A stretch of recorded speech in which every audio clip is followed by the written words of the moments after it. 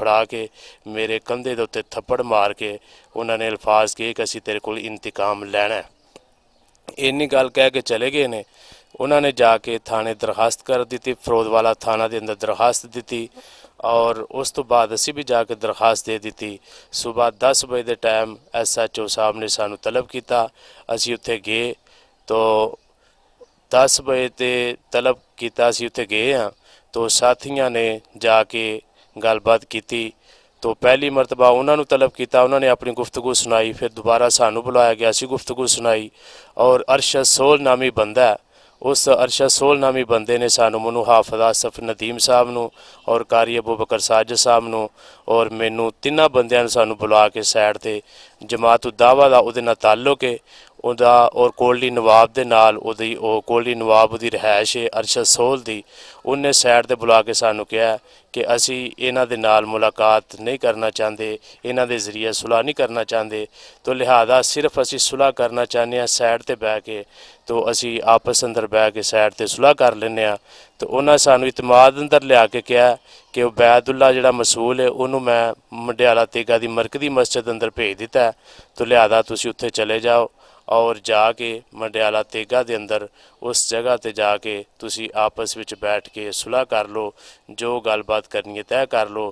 اسی تینے عالم دین او دے اعتماد وچ آ کے اتوں تھانیوں نکلے اور ساڈے ساتھی پیچھے رہ گئے سن۔ اسی تینے بندے نکل کے تے قریب ایک شیلر ہے اتھے پہنچے ہاں، اگے تھڑا مال کے بیٹھے سن تے انہوں نے ساڈے تے یکدم حملہ کر دیتا۔ حافظ آصف ندیم صاحب وہ بھی کھبے سجے ہو گئے، قاری ابو بکر ساجد صاحب بھی، کیونکہ انہوں نے حملہ ایک دم کیتا تو اس روح وچ وہ بھی کھبے سجے ہو گئے۔ میں انہوں دے ہاتھ آیا، گرفتار ہاتھ چڑھ گیا، انہوں نے پھر میرے تے کافی تشدد کیتا ہے، یعنی مینوں تاراں دے نال، ڈنڈیاں دے نال، بورڈ دے نال، ہر طریقے نال انہوں نے میرے تے تشدد کیتا ہے، کافی ماریا مینوں انہوں نے، اور اس طریقے دے نال انہوں نے میرے تے تشدد کیتا ہے۔ بعد اندر کچھ ساتھی ملے نے جنہ دی وجہ کر کے وہ پھر منوں چھڈ کے اور دوڑن دے بعد پھر اسی پولیس دی گڈی آئی ہے، انہیں آ کے منوں اپنی گڈی تے بٹھا کے پولیس والیاں نے تھانے پہنچایا اور تھانے تو پھر اسی سول ہسپتال گئے ہیں، سول ہسپتال نتیجہ لے کے پھر اسی گھر دے اندر آئے ہیں اور ہلے تک ساڈا کوئی رزلٹ نہیں، یعنی اسی پرچہ بھی بڑی مشکل کرایا ہے۔ ساڈی جماعت دے مرکزی قائد پروفیسر ساجد میر صاحب، امیر مرکزی جمعیت اہل حدیث پاکستان، انہاں دی کوششاں دے نال اسی یہ پروگرام او جڑا پرچہ ہویا ہے اور حالے تک تقریباً 3 دن گزر چکے نے تے حالے تک انہوں نے پولیس والے نے SHO نے کچھ بھی نہیں، نہ کوئی ملزم گرفتار ہویا ہے اور نہ ہی کوئی کسی قسم دی انہوں دے خلاف کوئی کاروائی کی گئی ہے۔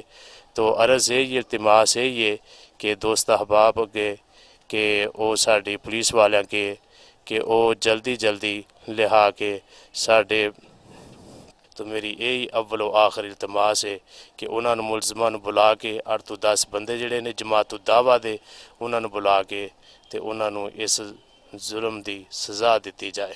السلام علیکم، میں عرض کرنا چاہتا ہوں اس بچے کے نال بہت ظلم ہوا ہے، بہت آپ نے صلح کر اسے بلا کر انہوں اتنے تھانے دے وچ صلح کی ہے، صلح کر SH اکبر چٹھا جنہوں نے صلح کرائی ہے اتوں گئے نے، انہوں نے کھڑ کے دھوکھے نال منافقہ نے اگے جا کے سیلر دے کول انہوں نے کہا جی صلح کرنی ہے، مسجد میں جا کر بیٹھ کر جا کے صلح کر لیں۔ انہوں نے کہا ٹھیک ہے۔ وہ ایک بندہ ہی نال کول، منوں اس کا نام نہیں آتا، اس نے جا کے انہوں بندے نوں کہا کہ بھائی بندے آ گئے جے تے انہوں نے بندے نوں پھڑ لو۔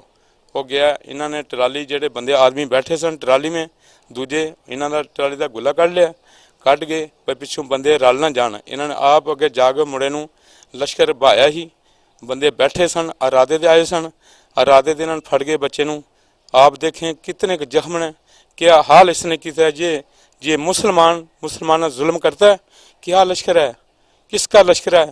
یہ انڈیا میں لشکر کر رہا تھا، یہ پاکستان کو ظالم لوگوں نوں اس طرح اتنا شرنیا کر بائی سن، کوئی بھی انہوں کا باپ صاحب کوئی نہیں، یہ ہور کسی کو لگتی جا کے دیکھو بچے کا حال تسی دیکھ رہے ہو، کتنے کہ زخم نے کنڈ تے کی حال ہویا۔ 3 دن ہو گئے نا، یہ مجاہد نہیں، یہ مجاہداں کا کام ہے، ਮੁਸਲਮਾਨੀ ਕੇ ਗੁੰਡਾ ਇੱਥੇ ਦਾਣੇ ਇਕੱਠੇ ਕਰੇ, ਰੁਪਈਏ ਇਕੱਠੇ ਕਰੇ, ਚੰਦੇ ਇਕੱਠੇ ਕਰੇ। ਲੋਕਾਂ ਨੇ ਇੱਥੇ ਤੱਕ ਇਹਨਾਂ ਨੂੰ ਦੀ ਹੈ। ਇਹ ਲਸ਼ਕਰ ਤੇਬਾ ਵਾਲੇ ਨੇ, ਇਹ ਮੁਜਾਹਿਦੀਨ ਹੈ। ਇਹ ਮੁਜਾਹਿਦੀਨ ਇਸ ਵਾਸਤੇ ਬਣੇ ਨੇ, ਪਾਕਿਸਤਾਨ ਦੇ ਜ਼ੁਲਮ ਕਰਨ ਵਾਸਤੇ ਬਣੇ ਨੇ। ਇਹ ਤੁਸੀਂ ਆਪਣੀ ਅੱਖਾਂ ਨਾਲ ਸਭ ਦੇਖ ਰਹੇ ਹੋ। 3 ਦਿਨ ਹੋ ਗਏ ਨਾ, 3 ਦਿਨ ਬਾਅਦ ਅਸੀਂ 3 ਦਿਨ ਜਾ ਰਹੇ ਉਹਨਾਂ ਨੇ ਅਜੇ ਤੱਕ गिरफ्तार नहीं एक बंदा भी किया। ये बहुत जुल्म है, बहुत जुल्म है, वह बहुत बेइंसाफी है, बहुत बेइंसाफी है। ये इंसाफ की बात नहीं है हो रही, ये जुल्म की बात हो रही है। बिस्मिल्लाहिर्रहमानिर्रहीम। 2-3 दिन कबल जो हमारे साथ वक़ूआ पेश आया है, मैं उसकी तफसील आपको बताना चाहता हूँ कि हमारे यहाँ मस्जिद अमीर मुआविया रज़ी अल्लाह अन्हु है मंडियाला तेगा खुर्द में। वहाँ एक कलअदम तंजीम के जमातुद दावा के दोस्त आए, तो वहाँ के ख़तीब साहब ने मुझे अपने पास बुलाया ताकि मसला कोई ख़राब ना हो। मैं वहाँ पहुँचा तो मैं देख रहा था कि काफ़ी लोग जमा थे और उनके साथ 12, 14, 15 अफराद थे जो जमातुद दावा के साथी थे। वो वहाँ पहुँचे, उसके बाद मुख्तसर एक नशिस्त हुई। नशिस्त होने के बाद वो इंतज़ामिया से उनका कोई मामला हुआ, जिस इंतज़ामिया का मौक़िफ़ ये था कि ये लोग हमारी इजाज़त के बगैर हमारी मस्जिद में आए हैं, जो कि अखलाकी और कानूनी तौर पे गलत है। फिर मस्जिद की इंतज़ामिया के जो मेन बुज़ुर्ग हैं, उन्होंने मौलवी साहब से, जो वहाँ आए थे उनके मेन मौलवी साहब, उनसे बात की। वो उन्होंने क्या बात की, इसकी हकीकत वो खुद वाज़े करते हैं।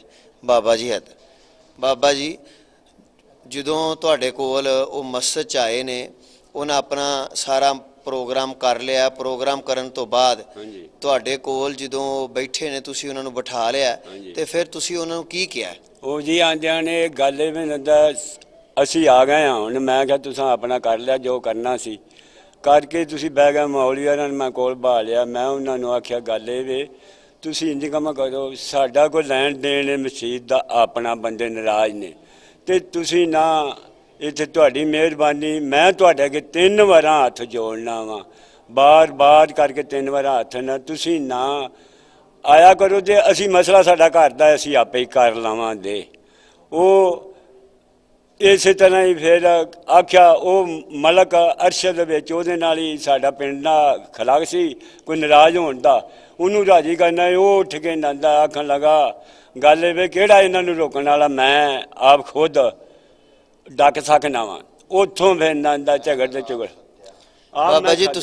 ਬਾਬਾ ਜੀ ਤੁਸੀਂ ਉਹਨਾਂ ਨੂੰ ਪੁੱਛਿਆ, ਇਹ ਸਵਾਲ ਕੀਤਾ ਕਿ ਤੁਸੀਂ ਕਿਹਦੀ ਇਜਾਜ਼ਤ ਨਾਲ ਇੱਥੇ ਆਏ ਹੋ? ਉਹ ਆਂਦਾ ਅਸਾਂ ਨੰਦਾ ਸਾਨੂੰ ਇਹ 2 ਬੰਦੇ ਨੇ ਬੁਲਾਉਣ ਵਾਲੇ ਨੇ, ਹੋਰ ਕੋਈ ਬੰਦਾ ਨਹੀਂ ਇੱਥੇ ਬੁਲਾਉਣ ਵਾਲਾ।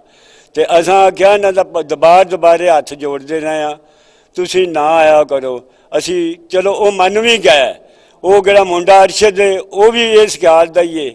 ਉਹ ਵੀ ਆਂਦਾ ਤੁਸੀਂ ਕਿਹੜੀ ਜ਼ਰੂਰਤ ਨਾਲ ਇੱਥੇ ਨੰਦਾ ਨੂੰ ਡੱਕਣ ਵਾਲੇ ਹੋ। ਇਸ ਗੱਲ ਤੋਂ ਵਾਧਾ ਘਾਟਾ ਹੋ ਗਿਆ। ਬਾਬਾ ਜੀ ਤੁਸੀਂ ਉਸ ਮਹਿਫਲ 'ਚ ਮੌਜੂਦ ਸੋ ਜੀ? ਜਿਹੜੀ ਬਾਬਾ ਜੀ ਨੇ ਹਕੀਕਤ ਸੁਣਾਈ ਹੈ, क्या ਇਸੇ ਤਰ੍ਹਾਂ ਹੋਈ ਹੈ ਜਾਂ ਕੋਈ ਹੋਰ ਚੀਜ਼ ਵੀ ਹੈ? हाँ जी, ਇਸੇ ਤਰ੍ਹਾਂ ਹੀ ਹੋਈ ਹੈ। ਬਿਲਕੁਲ ਇਹ ਗੱਲ ਹਕੀਕੀ ਸੱਚੀ ਹੈ ਕਿ ਬਾਤ ਇਹ ਹੈ ਕਿ ਅਸੀਂ ਉਸ ਮਸਜਿਦ ਦੇ ਇੰਤਜ਼ਾਮੀਆਂ ਸਾਂ, ਨਾ ਕਿਸੇ ਸਾਨੂੰ ਪੁੱਛਿਆ, ਨਾ ਕਿਸੇ ਸਾਡੇ ਖਤੀਬ ਨੂੰ ਇਤਲਾਹ ਦਿੱਤੀ ਹੈ। ਅਗਰ ਇਤਲਾਹ ਵੀ ਹੁੰਦੀ ਤੇ ਤਾਂ ਵੀ ਅਸੀਂ ਕੋਈ ਉਹਨਾਂ ਦਾ ਪਹਿਲੋਂ ਹੀ ਅਸੀਂ ਉਹਨਾਂ ਦੇ ਅੱਗੇ ਹੱਥ ਮਿਹਨਤ ਕਰ ਲੈਂਦੇ ਜਾਂ ਉਹਨਾਂ ਦਾ ਤਰਲਾ ਮਾਰ ਲੈਂਦੇ। ਉਸ ਤੋਂ ਬਾਅਦ ਉਹ ਇੱਕ ਛੋਪ ਆਏ ਨੇ ਕਿ ਜਿਵੇਂ ਇੱਕ ਛਾਪਾ ਕਿਸੇ ਨੂੰ ਮਾਰੀਦਾ। ਮੌਲਵੀ ਆਪਣੇ ਘਰ ਨੇ, ਉਹ ਅੱਗੇ ਜਮਾਤ ਦੇ ਆ ਕੇ ਜਮਾਤ ਉਹਨਾਂ ਕਰਾਈ ਤੇ ਉਸੇ ਵੇਲੇ ਉਹ ਸਾਰੇ ਇਕੱਠੇ ਹੋ ਗਏ ਨੇ। ਉਹਨਾਂ ਨਹੀਂ ਕਿਸੇ ਦੀ ਸੁਣੀ ਨੇ, ਗਿਣੀ ਨਹੀਂ, ਝੜ ਪੜ ਉਹਨਾਂ ਤਰਸ। ਤੁਹਾਡੇ ਖਿਆਲ ਦੇ ਮੁਤਾਬਕ ਉੱਥੇ ਜਿਹੜਾ ਝਗੜਾ ਹੋਇਆ ਉਹ ਮਲਕ ਅਰਸ਼ਦ ਨਾਮੀ ਬੰਦੇ ਦੀ ਵਜ੍ਹਾ ਤੋਂ ਹੋਇਆ? ਹਾਂ ਜੀ, ਉਹਦੀ ਵਜ੍ਹਾ ਤੋਂ ਹੋਇਆ। ਉਹ 6 ਮਹੀਨਿਆਂ ਤੋਂ 8 ਮਹੀਨਿਆਂ ਤੋਂ ਸ਼ੁਰੂ ਸੀ ਉਹ ਕੰਮ। ਅਸਲ ਤੋਂ ਸਾਲ ਹੀ ਹੋ ਚੱਲਿਆ ਸੀ ਕਿ ਉਹ ਕੋਈ ਨਾ ਕੋਈ ਛੇੜਾ ਛੇੜਦਾ ਰਹਿੰਦਾ ਸੀ। ਤੇ ਉਹਦਾ ਤਾਲੁਕ ਵੀ ਜਮਾਤੁਦ ਦਾਵਾ ਨਾਲ ਹੈ? ਹਾਂ, ਉਹ ਜਮਾਤੁਦ ਦਾਵਾ ਨਾਲ ਹੀ ਤਾਲੁਕ ਸੀ ਉਹਦਾ। ਹਾਂ ਜੀ, ਉਸ ਤੋਂ ਉਹਨਾਂ ਨੂੰ ਬੁਲਾਇਆ ਤੇ ਉਹ ਸੀ ਇਹ ਇੰਤਸਾਬ ਜਿਹੜਾ ਨਾ ਇਹ ਉਹਨਾਂ ਸ਼ੁਰੂ ਕੀਤਾ ਹੈ।